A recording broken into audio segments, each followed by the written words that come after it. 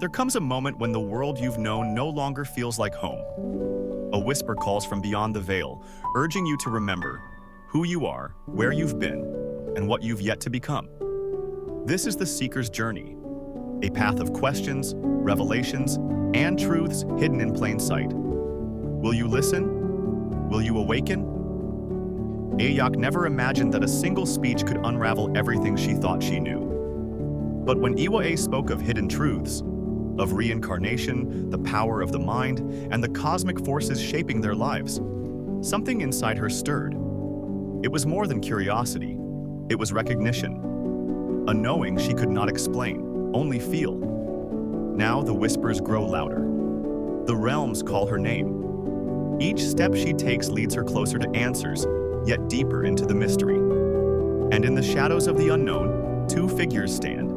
Iwa, the guide who speaks in riddles, and Ogewe, the enigma she cannot escape. The path to awakening has begun. But is Ayok ready for what lies beyond the veil? Now, let's listen to the story. The river ran through the village like an ancient vein, pulsing with the life of the land. 7 great rocks, aligned as though placed by a careful hand, bridged the waters, linking the divided lands. These stones, worn smooth by centuries of currents, carried stories of time itself. And upon the middle rock, the one that seemed to hum beneath the weight of unseen forces, sat Ogewe. The sun peeled back the night with slow, deliberate strokes of amber and gold, painting the sky in a silent hymn of renewal. The village stirred, yet not a soul dared to breach the sacred silence of dawn. All but one. Ogewe stood on the middle rock, his arms raised high as though beckoning the heavens to answer a question only he had dared to ask. His deep, sonorous voice rolled over the waters in a chant both ancient and forgotten.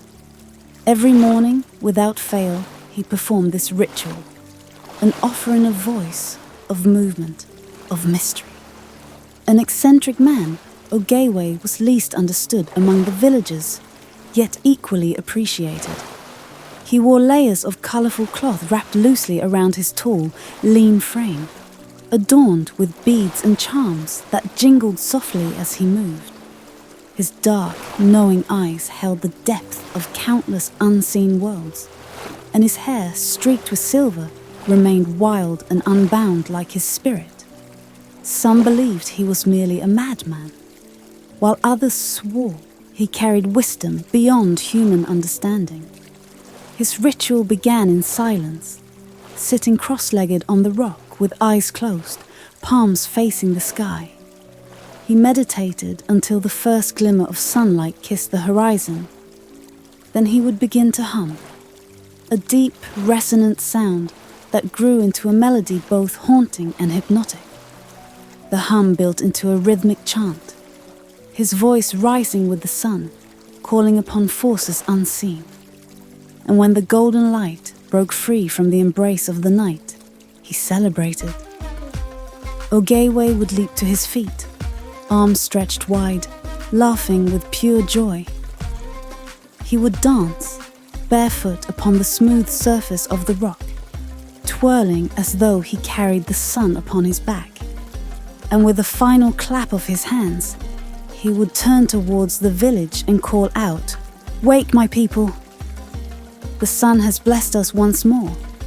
Be fruitful, be wise, be great."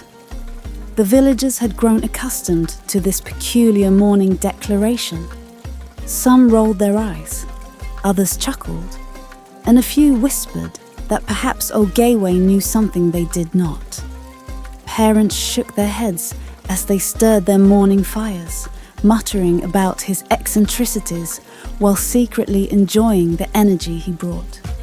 Children, wide-eyed and giggling, mimicked his movements in their own playful way, twirling in the dust and chanting nonsense in imitation. Elders sat at their thresholds, nodding knowingly, watching as the village awakened under his call. Ayak also rose with the dawn, though not for the same reasons. At 25, she was a sharp-tongued and opinionated woman, her mind as quick as her tongue was sharp. She was of slender yet strong build, her dark skin glowing with the resilience of someone who had spent years under the sun, learning, questioning, and challenging. Her thick, coiled hair framed a face that was both fierce and striking, her keen eyes always brimming with thoughts, yet unspoken. She disliked Ogewei's routine, dismissed it as foolishness, and yet, without fail, she found herself watching. It was an unspoken contradiction, one that gnawed at her. If she truly had no interest, why did her feet always carry her to this very spot just before sunrise? Why did she stand, arms folded, heart beating in quiet anticipation? Still watching him, are you? Ayak turned to find Iwe standing beside her, a small knowing smile gracing her lips. The old herbalist had a way of appearing exactly where she was most needed, though never when called. "I don't trust him," Ayak muttered. Ewa chuckled, the sound like rustling leaves in an autumn breeze. "Trust is not the question here. The question is why you are drawn to what you claim to dislike." Ayak exhaled sharply. "I'm not drawn to him." Ewa said nothing. She simply turned her gaze to the river where Ogewei had finished his chant. He stood motionless now, as though listening to an answer only he could hear. The air shifted. Ayak felt it in her bones before she saw it. The river, always steady, rippled unnaturally in perfect circles around Ogewei's feet. The sky, once warm and golden, deepened into a shade of blue, so rich it looked as though the heavens themselves had opened.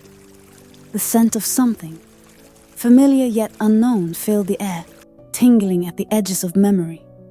Ewa placed a hand on Ayak's shoulder. "It begins." A chill ran through Ayak's spine. "What begins?" But Ewa did not answer. Instead, she turned and walked away, leaving Ayak standing at the precipice of something she could neither name nor escape.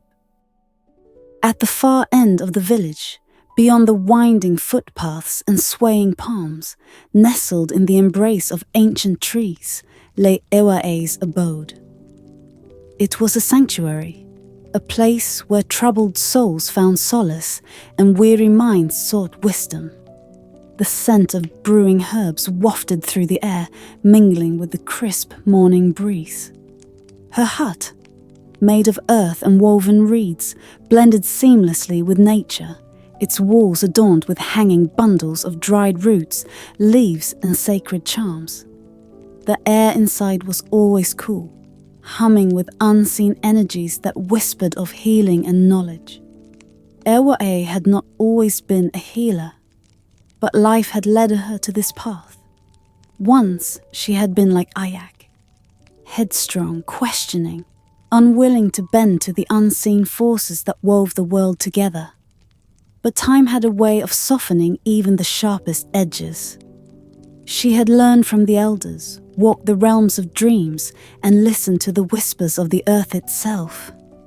Now she was the village's counselor, its quiet anchor.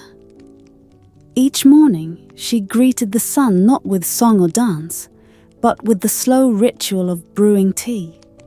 She believed that the right blend of roots and leaves could awaken the mind just as the sunrise awakened the world. Sitting outside her hut, she sipped her steaming cup, watching as the village came alive, as Ogewei performed his ritual. As Ayak wrestled with the questions she was not yet ready to ask. As the first rays of sunlight warmed her skin, Ewa smiled to herself. The pieces were moving, the unseen threads weaving ever closer, and soon they would all see it. At that moment, Ogewei, Ayak, and Ewa each felt a quiet pull within their minds. Ayak's thoughts drifted unwillingly to Ogewei, wondering why his presence unsettled her so.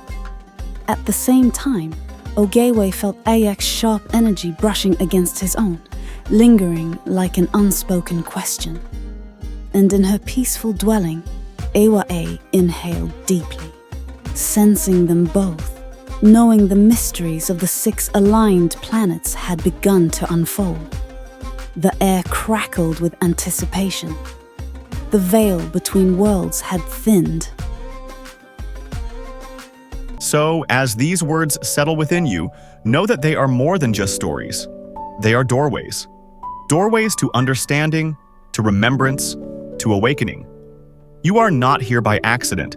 You have been called to listen, to reflect, and to rise. But this is only the beginning. The journey ahead is vast, filled with mysteries yet to unfold. With each story, a new key is placed in your hands, unlocking the depths of your being. Will you dare to step forward? Prepare yourself, for the next chapter will take you deeper, beyond what is seen, beyond what is known, into the realm where truth awaits those who seek it. If you like the content and are inspired to hear more, don't forget to like and share. Till next time, stay blessed.